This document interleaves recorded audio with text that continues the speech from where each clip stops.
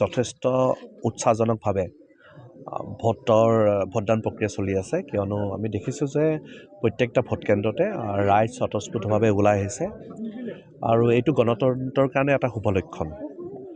আৰু পঞ্চায়ত নিৰ্বাচনটো অত্যন্ত এটা গুৰুত্বপূৰ্ণ নিৰ্বাচন, কিয়নো পঞ্চায়ত নিৰ্বাচনৰ জৰিয়তে একেবাৰে ৱাৰ্ড লেভেললৈ জনপ্ৰতিনিধি বাছি পেলাই, অকল গাঁও পঞ্চায়ত প্ৰেচিডেণ্টে নহয় বা কাউন্সিলাৰে নহয়, একেবাৰে ৱাৰ্ড মেম্বাৰ বাছি পেলাইও ৱাৰ্ড লেভেলত কাম কৰিবৰ কাৰণে জনপ্ৰতিনিধি চিলেকশ্যন কৰা যায় আৰু যাতে আগন্তুকবিলাকত এজ এ হ'ল নিজৰ অঞ্চলটো ডেভেলপ কৰিব পাৰি। আৰু সেইকাৰণে পঞ্চায়ত নিৰ্বাচনটো অত্যন্ত এটা গুৰুত্বপূৰ্ণ নিৰ্বাচন, আৰু সেইকাৰণে ৰাইজ আজিকালি সচেতন। আৰু এতিয়া মানে ৰাইজৰ যিটো উৎসাহ দেখিছোঁ, প্ৰত্যেকটা মই ইতিমধ্যে 27টা ভোটগ্ৰহণ কেন্দ্ৰ মই নিজে পৰিভ্ৰমণ কৰি দেখিলোঁ যে তাত ৰাইজৰ যথেষ্ট সমাগম হৈছে আৰু তেওঁলোকে অত্যন্ত উৎসাহজনকভাৱে তেওঁলোকে ভোট দিবলৈ আহিছে।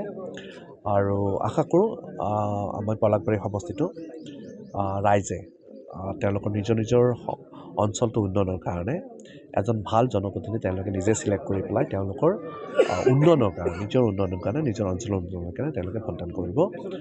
আৰু ঠিক তেনেদৰে আমি দেখিছোঁ যে সামগ্ৰিকভাৱে গোটেই পলাশবাৰী সমষ্টিত আমাৰ দেখা গৈছে ৰাতিপুৱাৰ ভাগৰ পৰা এতিয়ালৈ যিটো আমি দেখিছোঁ যে যোৱাবাৰতকৈ আমি এইবাৰ ৰাতিপুৱাৰ ভাগতে যথেষ্টখিনি ভোটিং পাৰ্চেণ্টেজ বাঢ়িছে। আশা কৰিছোঁ ইভিনিঙলৈ আমি 85% অধিক যাতে ভোটদান হয়, তাৰ কাৰণে মই ৰাইজক আহ্বান জনাইছোঁ যাতে ৰাইজ আহি নিজৰ যিটো গণতান্ত্ৰিক যিটো তেওঁলোকৰ যিটো ভোটাধিকাৰ যি সাব্যস্ত কৰিব লাগে, নিজৰ যাতে ভোটকেন্দ্ৰত আহি তেওঁলোকে ভোটাধিকাৰ সাব্যস্ত কৰে, তাৰ কাৰণে মই ৰাইজক অনুৰোধ জনাইছোঁ। গণতন্ত্ৰত যিহেতুকে বিৰোধীৰ এটা ভূমিকা থাকিব লাগে, এইটো অতিকৈ প্ৰয়োজনীয়, কিন্তু আমি দেখিবলৈ পাইছোঁ সামগ্ৰিকভাৱে বিৰোধী বহু ক্ষেত্ৰত দুৰ্বল হৈ পৰিছে। এয়া গণতন্ত্ৰৰ শুভ লক্ষণ হয় জানো? মই বিশেষ নকওঁ, আজি যিহেতু নিৰ্বাচনৰ বিধি চলি আছে, সেই ক্ষেত্ৰত মই এটা ক'ম যে ৰাইজ উন্নয়নৰ লগত থাকে আৰু সেইটোৱে মই ক'ব বিচাৰিম। আমি ক'ব বিচাৰিছোঁ বিৰোধী শূন্য। মই সেইটো আপুনি ইংগিতটো বুজি পাইছে চাগে, যিহেতু নিৰ্বাচন বিধি চলি আছে সেইকাৰণে মই কৈছোঁ যে ৰাইজ উন্নয়নৰ লগত থাকে। ভাল লাগিছে এইকাৰণে যে মানুহে গণতান্ত্ৰিক ব্যৱস্থাটোক আঁকোৱালি লৈছে আৰু দলে বলে ওলাই আহিছে ভোট দিবৰ কাৰণে। গণতন্ত্ৰত প্ৰথম কথা হ'ল মানুহে ভোট দিব অহাটো। ৰাইজৰ বিভিন্ন সমস্যা আছে, কেতিয়াবা শুনা পাওঁ কিছুমান এৰিয়াত, এইবাৰ আমাকো কৈছে বিভিন্ন ঠাইত আমাৰ কোনো সমস্যা সমাধান হোৱা নাই, আমি ভোট দিব নাযাওঁ, ভোট বৰ্জন কৰিম, কিবা কৰিম, এনেকুৱা ধৰণৰ কথা কৈছে। কিন্তু আজিতো তেনেকুৱা দেখা নাই, চবেই সন্তুষ্টি মনেৰে ভোট দিব আহিছে আৰু নিজৰ প্ৰতিনিধি নিৰ্বাচনৰ কাৰণে চবেই উৎসাহত আছে আৰু এই উৎসাহ দেখি আমাৰো ভাল লাগিছে। যিহেতুকে জাতীয় পৰিষদৰ পৰা আপোনালোকে কেণ্ডিডেট দিছে, তেখেতৰ কেনেকুৱা ৰাইজৰ সঁহাৰি? চব ৰাইজৰ ওপৰত নিৰ্ভৰ কৰিব। আমি ৰাইজক বুজাইছোঁ কিয় আমাক ভোট দিব লাগে, বাকী সিদ্ধান্ত ৰাইজে ল'ব। আশা কৰোঁ আমি নতুন দল যুঁজি আছোঁ। ইতিমধ্যে বহুতো জেগাত এনেকুৱা খবৰ আহিছে শাসকীয় পক্ষই নিশাৰ ভিতৰতে কিবা পইচাৰ কিবা কুপন দিয়ে, এই ক্ষেত্ৰত এইবিলাক প্ৰতিটো নিৰ্বাচনতে ঘটেই। এই গণতান্ত্ৰিক এই ব্যৱস্থাটোত এইবিলাক হ'ল কেঞ্চাৰ সদৃশ। ছল বল কৌশল, লোভ প্ৰলোভন, ভাবুকি, বিভিন্নৰে মানুহে ভোট আনিব বিচাৰে, কিন্তু এইটো কোনো গণতান্ত্ৰিক মানুহে মানি লোৱা কথা নহয় আৰু এইটো আমিও নামানো। আৰু এইবিলাক কথাৰ কোনো প্ৰমাণ নাথাকে, কৰে এইবিলাক কথাৰ কোনো প্ৰমাণ নাই, গতিকে আমি এইবিলাক কথাৰ ওপৰত বৰ বেছি গুৰুত্ব দি চৰ্চা কৰাটো উচিত নহয়। এইবাৰ পঞ্চায়ত ইলেকশ্যন কিছু ব্যতিক্ৰম হ'ব বুলি ভাবে নেকি আপুনি? বাপৰে, মানে এনেকুৱা পঞ্চায়ত নিৰ্বাচন দেখা নাই। যি পঞ্চায়ত নিৰ্বাচনত হেলিকপ্টাৰ উৰিছে, যি পঞ্চায়ত নিৰ্বাচনত গাড়ী একোটা ৱাৰ্ডৰ প্ৰচেছনত 40খনলৈ গাড়ী দেখিছোঁ আমি। কিন্তু তেওঁলোকক মাত্ৰ 25,000হে খৰচ কৰিব দিছে। কোনে চাব এইবিলাক? আমি ক'লে বিৰোধী কোৱা বুলি ক'ব। শাসকীয় পক্ষৰ বিভিন্ন সভা সমিতি দেখিলোঁ যে এজন কেণ্ডিডেটক যিখিনি টকা পইচাৰে নিৰ্বাচন খেলিব দিছে, তেওঁলোকৰ যিটো এৰেঞ্জমেণ্ট আমি যোৱা 15 দিনে দেখিলোঁ, এই এৰেঞ্জমেণ্টততো এই পইচা কেতিয়াবাই ক্ৰছ কৰিছে, তো হিচাপ কোনে ৰাখিব? গতিকে গণতান্ত্ৰিক ব্যৱস্থাটোত খুঁত আছে, মানে প্ৰশাসনৰ ফালৰ পৰা খুব যথেষ্ট আছে। তো এইবিলাক শুধৰণি কৰিলে ভাল আৰু এক আমূল পৰিৱৰ্তন হ'ব লাগে। ইমান প্ৰচাৰ, এই প্ৰচাৰে চাউণ্ড পলিউশ্যন কৰিছে, মানুহক অসুবিধাত পেলাইছে।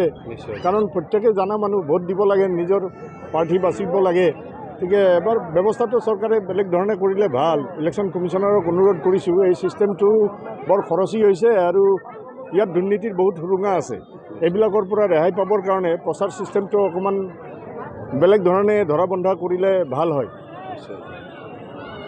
যিহেতুকে পঞ্চায়ত ইলেকশ্যনৰ পিছত আমাৰ বিধানসভা ইলেকশ্যন আহি আছে 26ত, এই ক্ষেত্ৰত আপোনালোকৰ ভূমিকা কেনেকুৱা ধৰণৰ হ'ব? আমি যুঁজৰো মানুহটো যুঁজিমে না, নিশ্চয় আমি যুঁজৰো মানুহ যুঁজিমে। আৰু চাওক, চৰকাৰে হিতাধিকাৰীৰ আঁচনিৰ নাম লৈ ভোট বিচাৰি আছে। নিশ্চয় এইটো কথাত আমাৰ দুৰ্ঘৰ আপত্তি আছে যে এজন মন্ত্ৰী বা মুখ্যমন্ত্ৰী ডাঙৰীয়াই ৰাইজৰ মাজত সভা কৰিবলৈ আহি মই অমুক দিম, মই তমুক দিম বুলি ক'লে স্বাভাৱিকতে মানুহে অকণমান দুৰ্বল অনুভৱ কৰে। কাৰণ তেওঁ মুখ্যমন্ত্ৰী বা তেওঁ মন্ত্ৰী, তেওঁলোকে দিব পাৰে, বিৰোধীয়েতো দিব নোৱাৰে। সহজ সৰল মানুহখিনিক এই ধৰণে প্ৰলোভিত কৰাটো এইটো প্ৰলোভন নহয় জানো? প্ৰলোভিত কৰি ভোট বিচৰাটো এইটোতো গণতান্ত্ৰিক ব্যৱস্থাৰ পৰিপন্থী। গতিকে এই ব্যৱস্থাবিলাক কোনে চায়? চাব লাগে এইবিলাক। এনেকুৱা ধৰণৰ কথাবিলাকতে আমাৰ আপত্তি আছে। গতিকে এডভান্টেজত থাকে আৰু এইবিলাক উপনিৰ্বাচন হওক, পঞ্চায়ত হওক, শাসকীয় পক্ষৰ এটা এডভান্টেজ থাকে।